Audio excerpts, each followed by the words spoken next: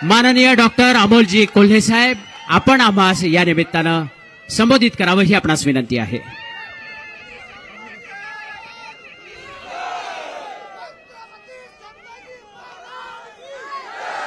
आदिशक्ती तुळजाभवानी, उभ्या हिंदुस्थानचा आराध्य दैवत छत्रपती शिवाजी महाराज आणि छत्रपती शिवाजी महाराजांनी या महाराष्ट्राच्या मातीतल्या माणसाला जगावं कसं हे शिकवल्यानंतर याच मातीतल्या माणसाला शेवटच्या श्वासापर्यंत स्वाभिमानानं लढावं कसं हे शिकवणारे छत्रपती संभाजी महाराज यांच्या पवित्र स्मृतींना अभिवादन करतो. आजच्या या शिवस्वराज्य यात्रेसाठी ज्यांचं मार्गदर्शन आपल्याला लाभणार आहे ते मंचावर उपस्थित असणारे राष्ट्रवादी काँग्रेस शरदचंद्र पवार पक्षाचे प्रदेशचे अध्यक्ष, माझे मार्गदर्शक नामदार जयंतरावजी पाटील साहेब, जिल्ह्याचे ज्येष्ठ नेते माजी मंत्री एकनाथराव खडसे साहेब, माजी पालकमंत्री सतीश अण्णा पाटील, माजी पालकमंत्री गुलाबरावजी देवकर, रवींद्र भैया पाटील, ज्यांनी आत्ताच आपल्याला मार्गदर्शन केलं ते युवकचे प्रदेशचे अध्यक्ष महबूबाई शेख, महिलांच्या प्रदेशाध्यक्षा रोहिणीताई खडसे, विद्यार्थीचे प्रदेशचे अध्यक्ष सुनीलजी गव्हाणे, आदरणीय डी.के. दाता, मान्य श्रीरामजी पाटील साहेब, पंडितजी कांबळे, रंगनाथजी काळे, अरुणजी पाटील, प्रमोदजी पाटील, बी.एस.जी. पाटील, एजाज मलिक, राजेंद्रजी चौधरी, वंदनाताई चौधरी, शाळीग्रामजी माळकर, ललितजी बागोल, आशिषजी पवार, उमेशजी पाटील, व्यासपीठावरील सगळेच मान्यवर आणि सगळ्यात महत्वाचं म्हणजे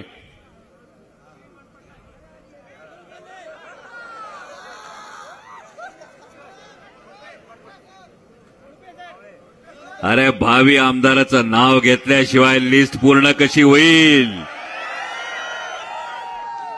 आणि ज्या परिवर्तनाची चाहूल आज खरं तर जामनेरमध्ये ही जाणवतीये आणि त्या परिवर्तनाची चाहूल ज्यांच्या निमित्ताने जाणवते, ज्यांचा आजच खरं तर राष्ट्रवादी काँग्रेस पक्ष शरदचंद्र पवार पक्षात प्रवेश झाला, ते आदरणीय दिलीपदादा खोडपे, सर्व पत्रकार बांधव, आपण सगळेजण.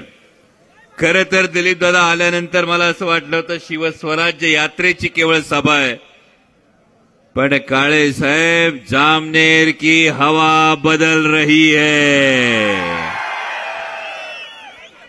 आणि जी काय नावं मगाशी मी ऐकत होतो, एवढी नावं 6 टर्म मध्ये, अबा बाबा बाबा बाबा, जेवढी मंत्रीपद मिळाली नसतील एवढ्या पदव्या तुम्ही दिल्या होलं का हो? आणि एवढ्या ज्या काय पदव्या दिल्यात त्यांच्यासाठी असं आहे, कुर्सी की पेटी बांध लो, हवा चलने वाली है. आणि ही हवा चालणार हे आज जामनेरमध्ये स्पष्ट दिसतंय. आणि ही परिवर्तनाची, केवळ परिवर्तनाची नाही तर 30 वर्षांच्या गुलामीनंतर, 30 वर्षांच्या अत्याचारानंतर, 30 वर्षांच्या दबावानंतर जामनेरच्या जनतेनं आज एल्गार करायचा ठरवलाय. त्याची ही नांदी आहे. कारण मला खरंच वाटलं होतं जामनेरमध्ये आल्यानंतर, ज्यांची महाराष्ट्राच्या खरं तर 2014 नंतर समाजकारणात, राजकारणात संकट मोचक म्हणून प्रतिमा आहे, मी येत होतो. मी खरं पत्रकार बांधवांना खरं सांगतो, मी विचार करत होतो, अरे 6 टर्म, 30 वर्ष झाल्यानंतर या मतदारसंघात जाऊन नेमकं बोलायचं काय? शिवस्वराज्य यात्रा जेव्हा आली तेव्हा कळलं नक्की काय बोलायचं असेल. आणि तेवढाच माझ्या समोर तो व्हिडिओ आला ज्याचा मगाशी सतीशांनी उल्लेख केला. असं बोलू नका दादा. महाराष्ट्राच्या ग्रामविकास मंत्र्यांच्या मतदारसंघातला रस्त्याला तुम्ही गटार म्हणत असाल तर त्या ग्रामविकास मंत्र्यांची काय ठेवली राहू तुम्ही? याचा काहीतरी विचार. मी नाही ते बोलले, मी फक्त तुमच्यापर्यंत पोहोचवलंय. आणि जेव्हा मी हा विचार करत होतो की नेमकं काय जाऊन बोलायचं जामनेरमध्ये, तेव्हा माझ्यासमोर एक व्हिडिओ आला. एका मित्राने व्हिडिओ पाठवला. अरे बघ म्हणे व्हिडिओ का बहुतेक तुझ्या महत्वाच्या कामाचा असेल. मी म्हटलं असा कुठला व्हिडिओ कामाचा असेल? कुठल्या तरी बाईकवर दोन्ही पाय एका बाजूला टाकून एक माणूस गायगायनी चाललाय, असा कुठला व्हिडिओ? म्हटलं कोणाचा व्हिडिओ पाठवलाय बाबा?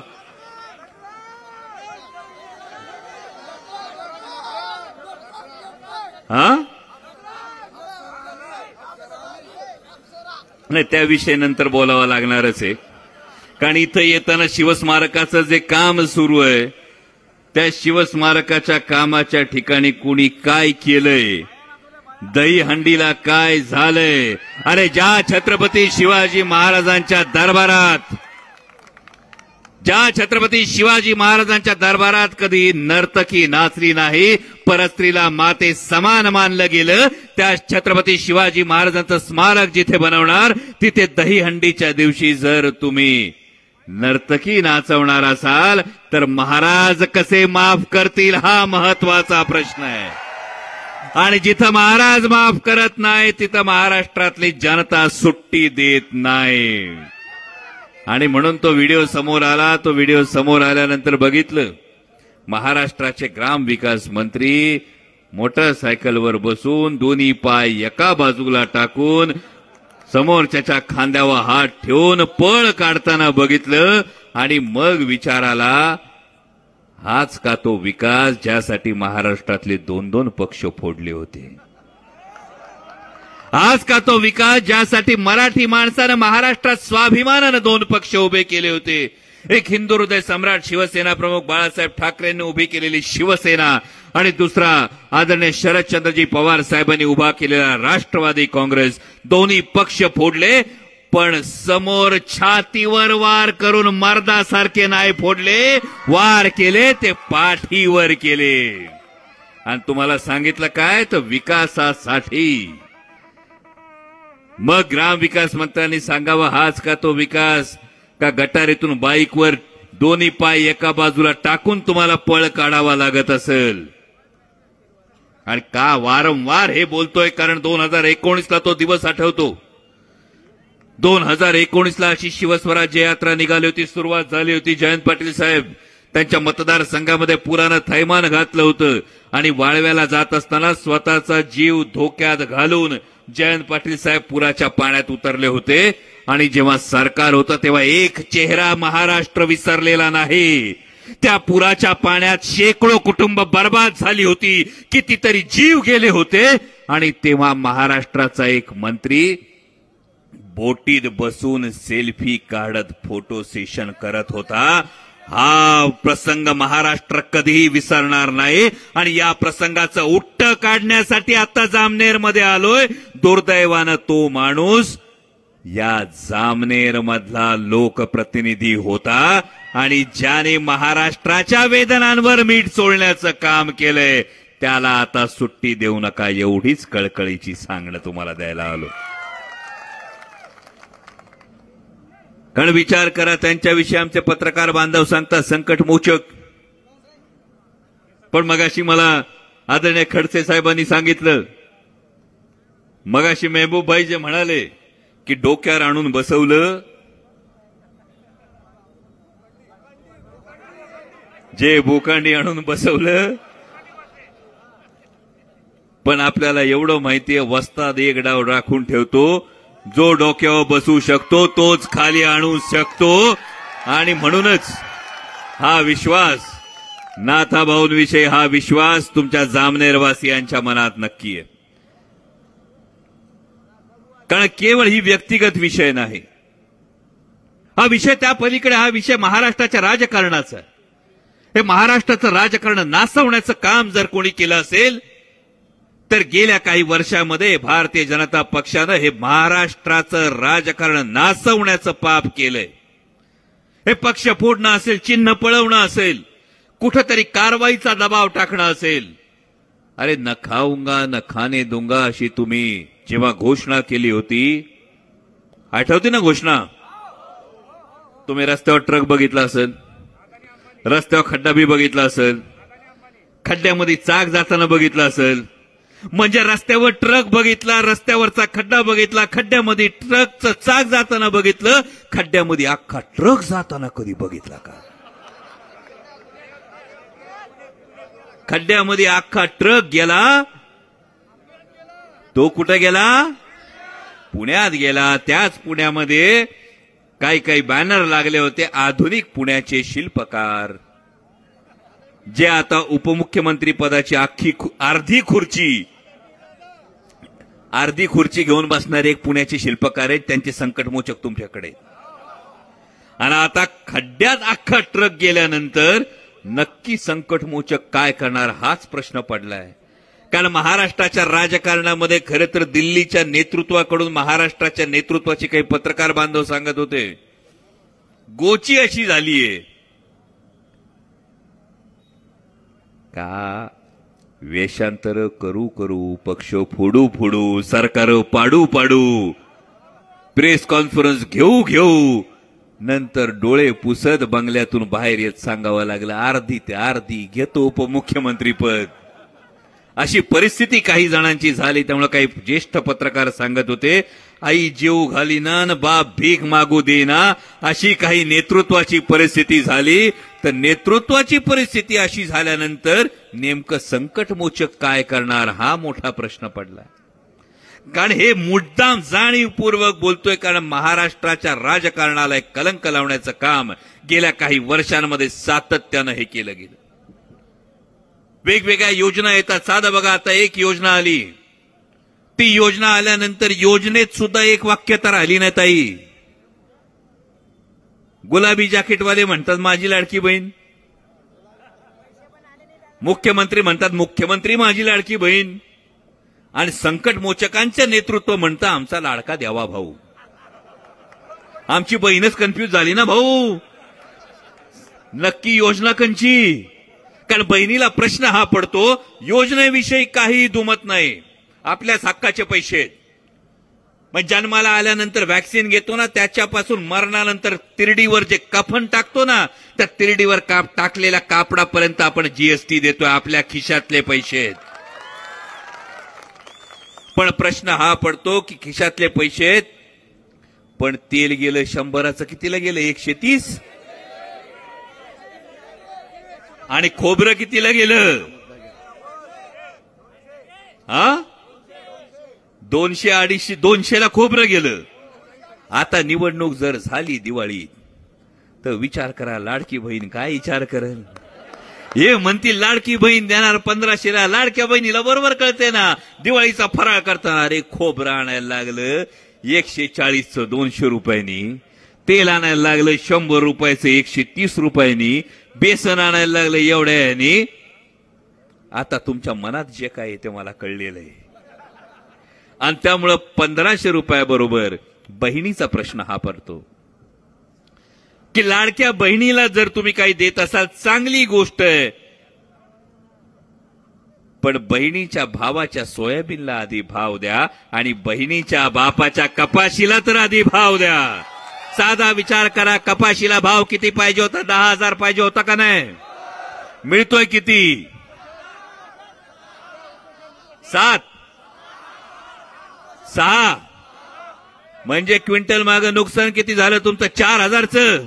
एकरात किती क्विंटल काढता? किमान 10 क्विंटल का 5 क्विंटल? 10 क्विंटल काढले तर 40,000चा भाव खिसा मारलाय तुमचा.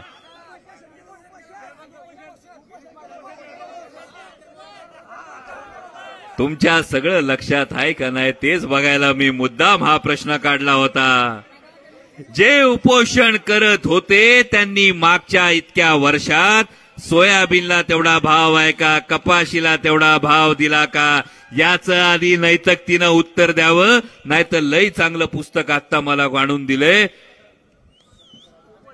शेतकऱ्याचा आसूड. महात्मा ज्योतिराव फुलेंनी लिहिलेला शेतकऱ्याचा आसूड आता या महायुती सरकारच्या पाठीवर उमटल्याशिवाय महाराष्ट्राला चांगले दिवस येणार नाहीत. म्हणजे आता सुद्धा जामनेर शहरातली लाईट बंद केली.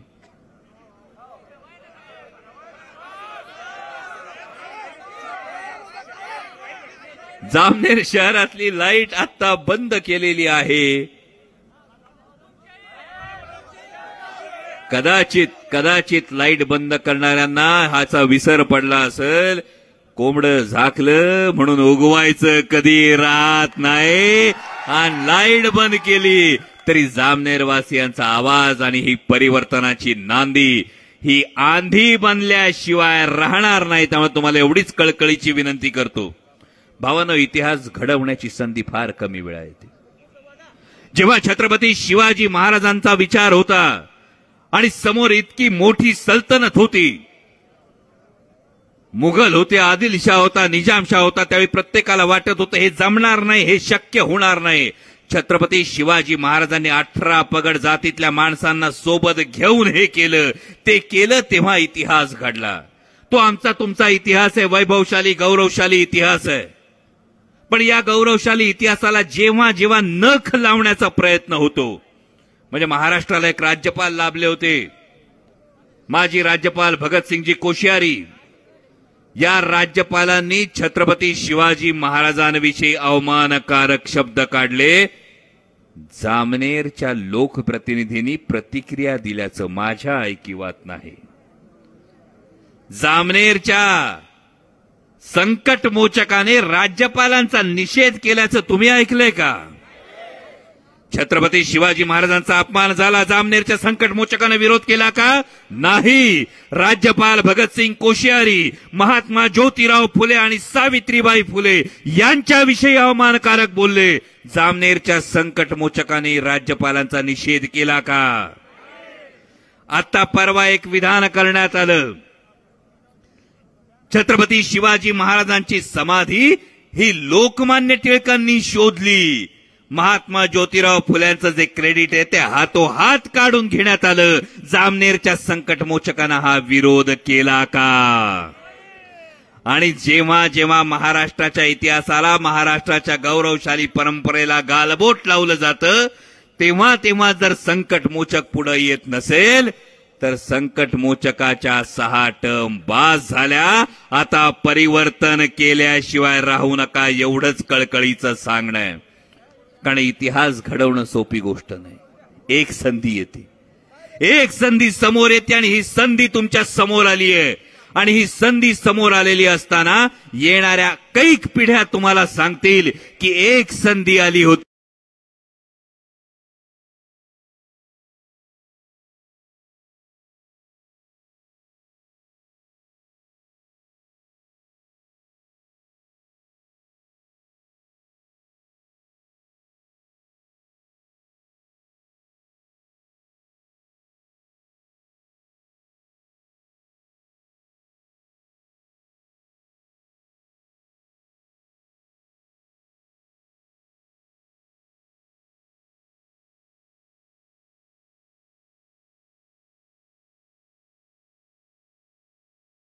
या अभियानाची सुरुवात जामनेर तालुक्यातील पाडधी या गटातून होत आहे.